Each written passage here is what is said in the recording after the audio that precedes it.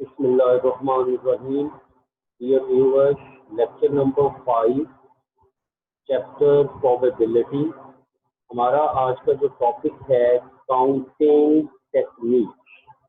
आज हम इस टॉपिक को ब्रीफली डिस्कस करते हैं। स्टूडेंट्स, काउंटिंग टेक्निक को हम आज डिस्कस करते हैं।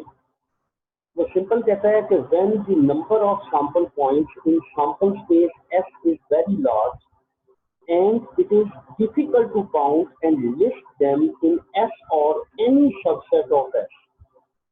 वो कहता है कि अगर आपके पास कोई भी एक एक्सपेरिमेंट है, जब आप उसकी सैंपल स्पेस बनाते हैं, तो अगर उसकी सैंपल स्पेस के अंदर जो आपके सैंपल पॉइंट्स हैं, जिनको आप आउटकम्स का नाम देते हैं, अगर वो बहुत ज्यादा हो जाती है और हमारे लिए ये मुश्किल होता है कि हम उनको काउंट करें और हम उसके सैंपल स्पेस की या किसी भी इवेंट जिसको उसने सबसेट का नाम दिया या उस सबसेट की हम क्या बनाएं, लिस्ट बनाएं।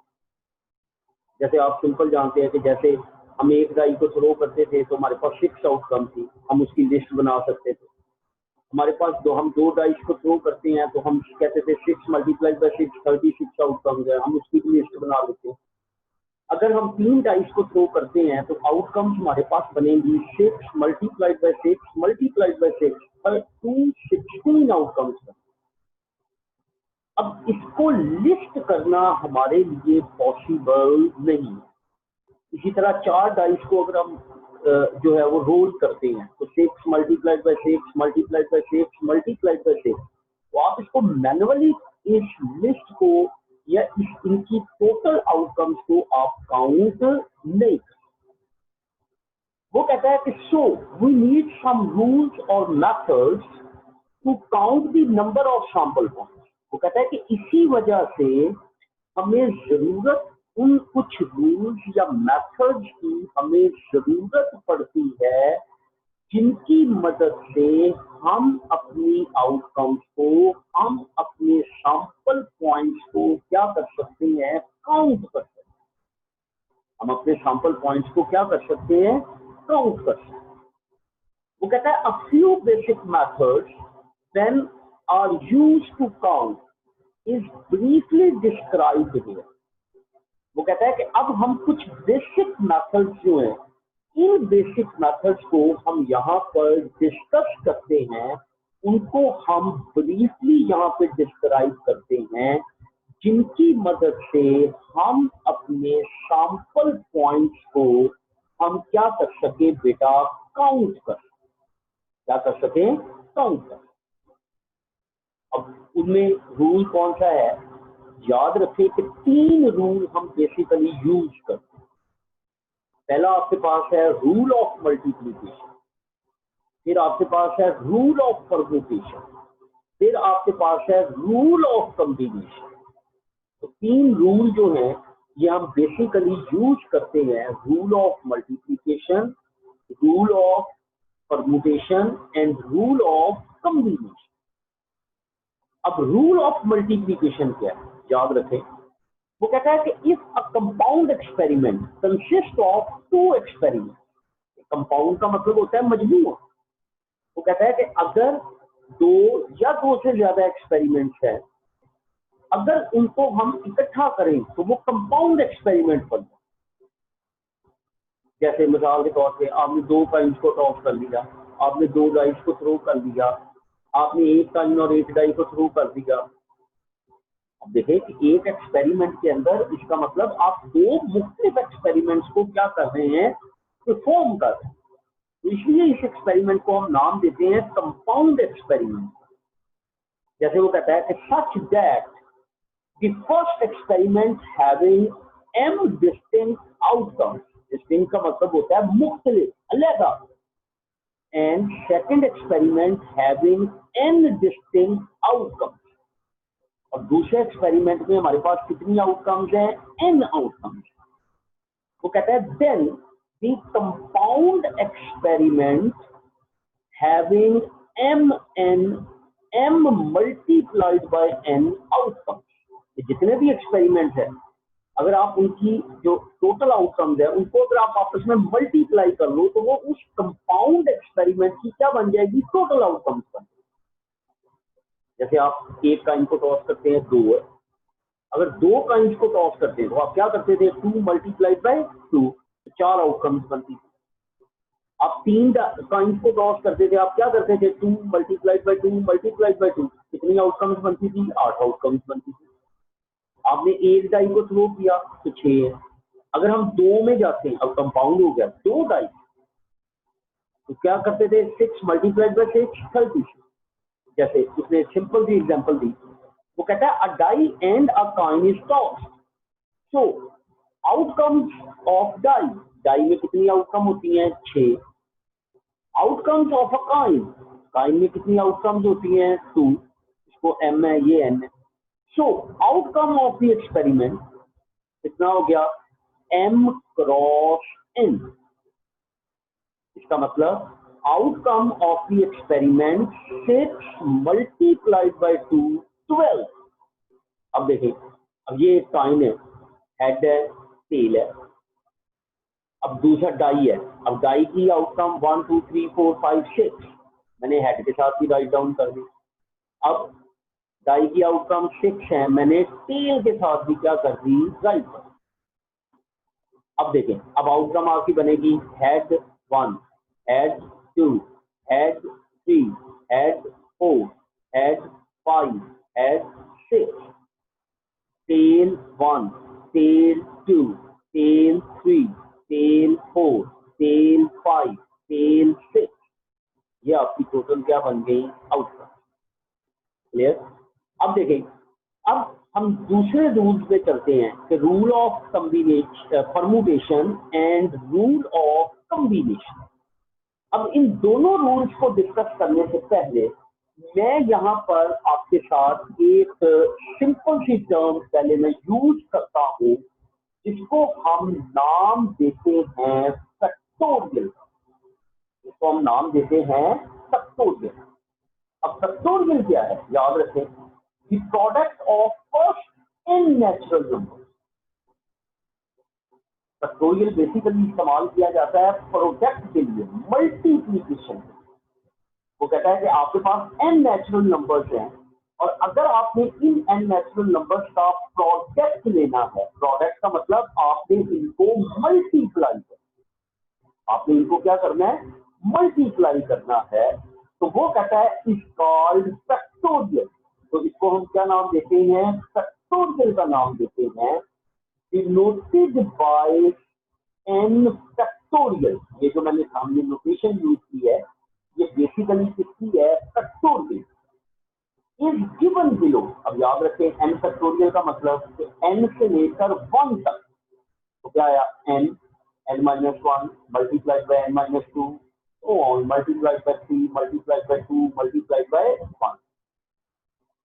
जितने भी आउटकम्स है 1 से लेकर n तक, जितने भी इंटीजर्स हैं, जितने भी इंटीजर्स हैं, अगर आप उन तमाम इंटीजर्स को मल्टीप्लाई कर दोगे तो वो आपके पास क्या बन जाएगा बेटे, फैक्टोरियल। वो आपके पास क्या बन जाएगा, फैक्टोरियल। अब देखें, जैसे 5 फैक्टोरियल है, तो देखिए 5 multiplied by 4 multiplied by 3 multiplied by 2 multiplied by 1, तो क्या आ गया, 120। 10 फैक्टोरियल, तो 10 multiplied by 9 multiplied by 8 multiplied by 7 multiplied by 6 multiplied by 5 factorial. इसका मतलब कि अगर आप फैक्टोरियल को स्टॉप करना चाहें तो आप इसको किसी भी वैल्यू पे स्टॉप कर सकते हैं। जिस वैल्यू पे आपने उसको स्टॉप करना है, जस्ट वहां पर उस वैल्यू के साथ आप फैक्टोरियल का साइन जो है वो क्या करते हैं, अप्लाई करते हैं। फैक्टोरियल का साइन क्या करते हैं, अप्लाई करते हैं। जैसे 7 पे स्टॉप करना है तो क्या लिखेंगे, 10 multiplied by 9 multiplied by 8 multiplied by 7 और इसके साथ क्या लगा दें, फैक्टोरियल लगा दें। और एक बार याद रखिए, 0 फैक्टोरियल 1 के बराबर होता है और 1 फैक्टोरियल भी 1 के बराबर। अब रूल ऑफ परमुटेशन है, अब there is a little bit difference between rule of permutation and rule of combination, एक ऑर्डर का डिफरेंस। अब परम्यूटेशन क्या है? A permutation is an arrangement of all or part of set of objects in a definite order। अगर तो आप इसको definite order में लेते हैं, डेफिनेट ऑर्डर का मतलब कि जो भी आपके एलिमेंट्स जो आप सिलेक्ट कर रहे हैं, जिस बिल को आप काउंट कर रहे हैं, उनको आप उनका ऑर्डर जो है उसको भी आपने क्या करना है, कंसीडर करना है। जैसे अगर ए बी आया है तो बी ए बी आ सकता है, अगर ए सी आया है तो सी ए भी हो सकता है, अगर बी सी है तो सी बी भी हो सकता है, तो सी बी भी हो सकता है। इसका मतलब कि ऑर्डर जो है उसको हम क्या कर रहे हैं, कंसीडर कर रहे हैं। तो अगर ऑर्डर को हम कंसीडर करते हैं, ऑब्जेक्ट की सिलेक्शन या अरेंजमेंट डेफिनेट ऑर्डर के अंदर होगी, तो उसको हम क्या नाम देते हैं, परम्यूटेशन का। The number of permutation of n distinct objects taken or at a time is। अब वो कहता है कि हमने नंबर ऑफ परम्यूटेशन बनाने, हमने इनको काउंट करते हैं कि हमारे पास कितने कॉम्बिनेशन वो परम्यूटेशन बनेंगे। अगर हमारे पास n डिस्टिंक्ट है, n का मतलब हमारे टोटल ऑब्जेक्ट या टोटल हमारे पास n वैल्यू है। डिस्टिंक्ट का मतलब होता है अलग, मुख्तलिफ, अलहदा मुख्तलिफ, मतलब सेम नहीं है, अलग है, डिफरेंट है। और उनमें से हमने आर ऑब्जेक्ट को क्या करना है, टेक कर, सिलेक्ट करना है। आर ऑब्जेक्ट हमने लेना एट ए टाइम, एक वक्त। जैसे वो कहता है 5 में से 2 लोग, जैसे क्लास के अंदर 10 स्टूडेंट है, वो कहता है 10 में से 2 स्टूडेंट्स को सिलेक्ट करो। अब देखें, रोल नंबर 1 भी हो सकता है, 2 भी हो सकता है, रोल नंबर 1 हो सकता है, रोल नंबर 5 भी हो सकता है, रोल नंबर 5 हो सकता है, रोल नंबर 1 भी हो सकता है। इसका मतलब क्या हुआ कि हमने 10 में से 2 स्टूडेंट्स को सिलेक्ट करना। तो इसका मतलब हमारे पास टोटल स्टूडेंट 10 है, लेकिन सिलेक्शन हमने उसमें से एक हमने लेने कितने हैं, 2 ऑब्जेक्ट, ये 2 स्टूडेंट्स को हमने सिलेक्ट करना। तो अगर तो हम परम्यूटेशन में जाएंगे तो उसका फॉर्मूला क्या बनेगा, N P R. P denotes for permutation, N आपके टोटल ऑब्जेक्ट, आर आपके सिलेक्टेड टेकन ऑब्जेक्ट, और ये किसके इक्वल होगा, N factorial divided by N minus R factorial. जैसे फॉर एग्जांपल वो कहता है कि if 3 A B C object and we want to take 2 of them। हमारे पास 3 ऑब्जेक्ट हैं और उन 3 में से हमने 2 ऑब्जेक्ट को लेना। जैसे अभी मैंने बात की कि अगर हमारे पास 3 स्टूडेंट है, मैं कहता हूँ ए बी सी 3 स्टूडेंट्स हैं, और इन 3 में से हमने 2 स्टूडेंट्स को हमने क्या करना है, सिलेक्ट करना। तो फिर अगर हम परम्यूटेशन में आते हैं तो 3p2 कंसिडरिंग द ऑर्डर, तो क्या बनेगा, 3 फैक्टोरियल 3 माइनस 2 फैक्टोरियल। ओपन करें, अभी ऊपर मैं बता के हूँ फैक्टोरियल 3 से लेकर 1 तक, 3 माइनस 1 1, तो 1 फैक्टोरियल 1 है। जब इसको सॉल्व किया तो ये आपके पास 6 था। अब देखें, अब जब मैं इसके कॉम्बिनेशन बनाता हूँ तो देखें, ए बी ए सी, पहले ए को पकड़ो, इसके साथ बी ले लो, फिर ए के साथ सी। अब देखिए, बी के साथ ए, बी के साथ सी, क्योंकि ऑर्डर हमने लेना है, चेंज हो सकते हैं, एलिमेंट की पोजीशन जो है वो चेंज हो सकती है। इसी तरह सी ए सी बी, क्लियर हो गया। तो आप देखें, अगर ए बी आया है तो बी ए बी आ गया, ऑर्डर है। अगर ए सी आया है तो सी ए बी आ गया, अगर बी सी आया है तो सी बी बी आया। That is the rule of permutation, clear. अब देखें, रूल ऑफ कॉम्बिनेशन क्या है।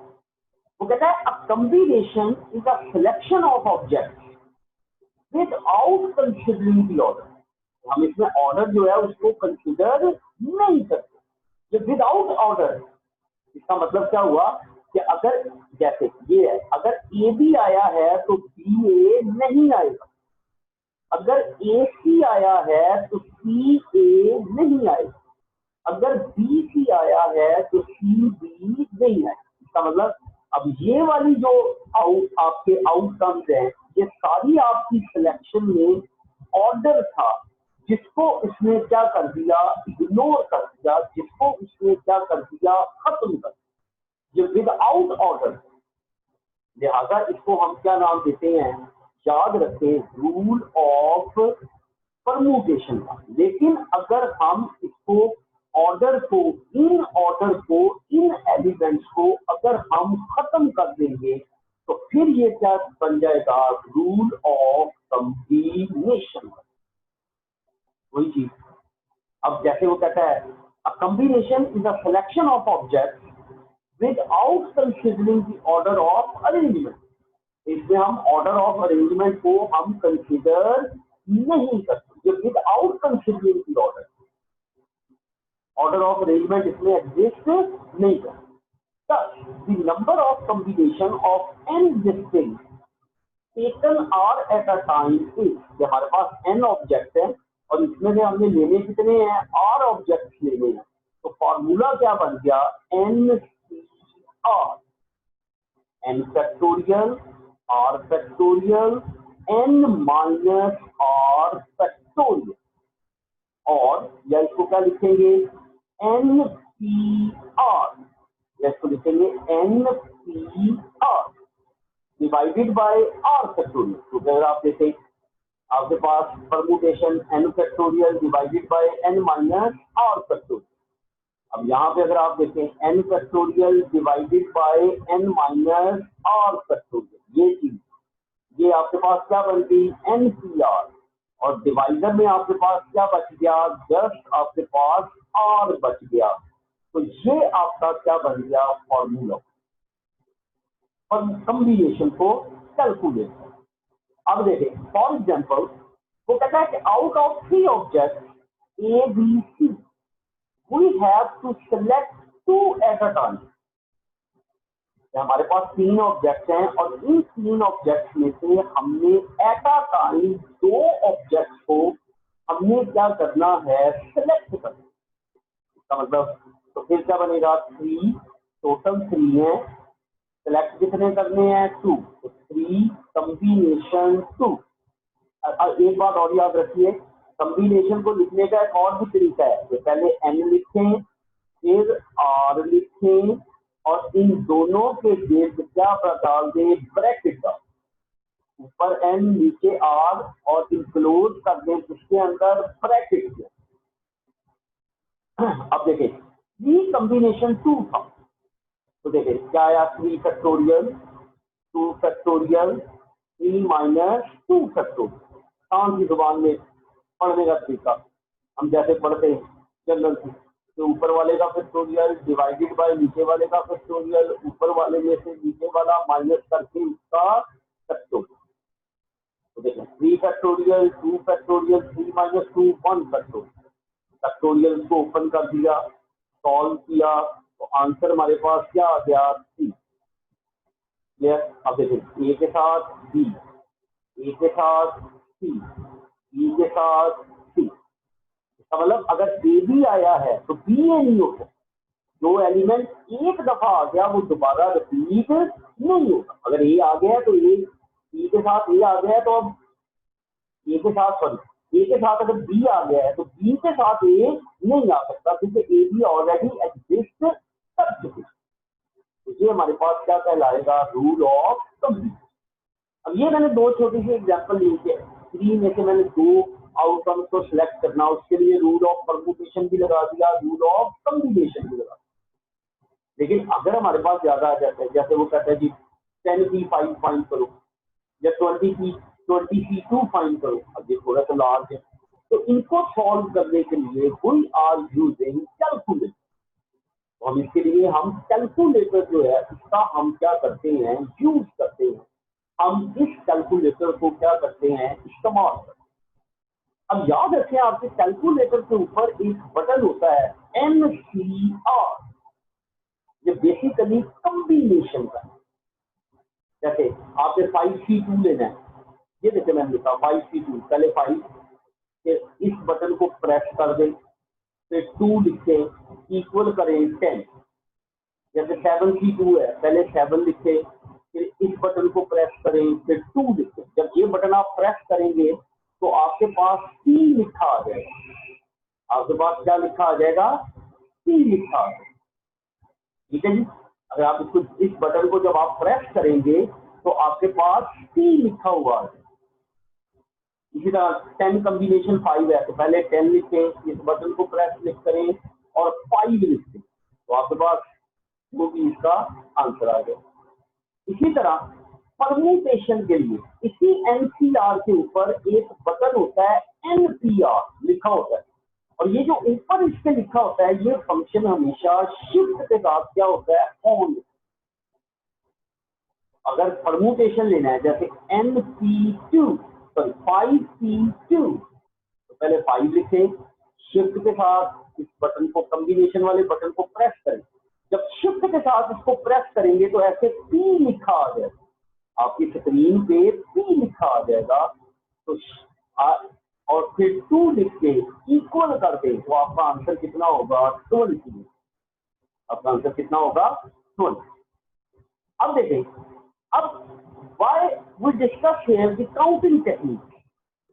अब याद रखें कि इन probability, if we select say 2, अगर हम सेलेक्ट हमने करना है, या टेक का वर्ड या चूज का वर्ड यूज होता है, मोर देन 1 आइटम, एक से ज्यादा आइटम्स को अगर हमने यूज किया, to find the probability, probability को फाइंड करने के लिए, then we use rule of combination.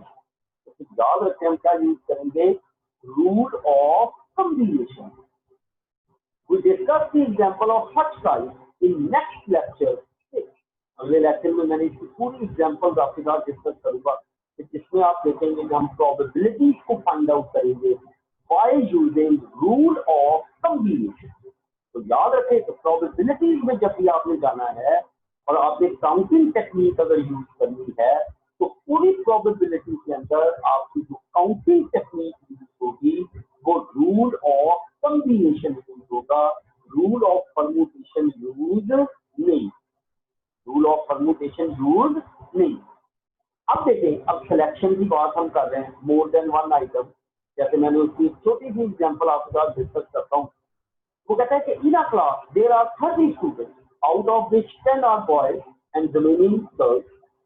एक क्लास है, इसके अंदर टोटल 30 स्टूडेंट है, उसमें से बॉयज 10 है, रिमेनिंग 30 में से 10 है, तो 20 जो होगी वो आपके पास गर्ल्स है। एक छोटा सा हमने अपनी इंफॉर्मेशन जो हमारे पास स्टेटमेंट में गिवन थी, हमने उस इंफॉर्मेशन को एक सैंपल स्पेस के फॉर्म में मैंने आपके साथ क्या किया? शेयर। अब देखें, अब अगर वो कहता है कि if a student is selected, अब वर्ड देखें उसने क्या यूज किया? इफ अ स्टूडेंट, आगा मतलब एक स्टूडेंट। अगर तो वो एक स्टूडेंट की बात करता है, तो we are using the simple way जो हमने प्रीवियस प्रोबेबिलिटीज में हमने यूज किया। अ स्टूडेंट एक। अब देखें, अगर वो कहता है कि प्रोबेबिलिटी बॉय की निकालो, तो हम क्या कहते थे? प्रोबेबिलिटी क्या होती थी? Favourable divided by total. अब वो ऊपर इंफॉर्मेशन में देख चले जाएं, ये देखें इंफॉर्मेशन, अब बॉय कितने हैं? 10, टोटल कितने हैं? 30। तो बॉय की प्रोबेबिलिटी क्या होगी? फेवरेबल 10 है, टोटल 30, तो 10/30, 1/3। अगर गर्ल लेनी है, if a student is selected, find the probability of girl. अब देखो गर्ल कितनी है? 20, टोटल कितने हैं? 30, तो 20/30। क्लियर? अब देखें, अब वो कहता है, यही अगर क्वेश्चन वो ऐसे पूछता है, इफ 5 स्टूडेंट्स आर सिलेक्टेड, अब वो कहता है कि एक स्टूडेंट को हमने सिलेक्ट नहीं करना, बल्कि हमने 5 स्टूडेंट्स जो हैं, उन 5 स्टूडेंट्स को हमने क्या करना है? सिलेक्ट करना। 5 स्टूडेंट्स को हमने चूज करना। And find the probability of 3 boys and 2 girls. अगर हम 5 स्टूडेंट सिलेक्ट करते हैं, 30 में से 5 को सिलेक्ट करते हैं, तो प्रोबेबिलिटी निकालो कि 3 बॉयज है, 2 गर्ल्स है। अब इसके ऊपर हम सिंपल वे यूज नहीं कर सकते। Now we can apply the counting technique we can apply the rule of combination. यही बात मैं आपको बता रहा था ऊपर भी कि जब भी आपने एक से ज्यादा आइटम्स को सिलेक्ट करना है, जैसे जब भी आपने एक से ज्यादा स्टूडेंट को सिलेक्ट करना है, तो फिर आप उसके ऊपर सिंपल प्रोबेबिलिटी जो है वो यूज नहीं करते, बल्कि आप उसके ऊपर काउंटिंग टेक्निक जो है इसको आप क्या करोगे, यूज करोगे। और काउंटिंग टेक्निक को यूज करते हुए से आप रूल ऑफ कॉम्बिनेशन इसके ऊपर अप्लाई करोगे। और रूल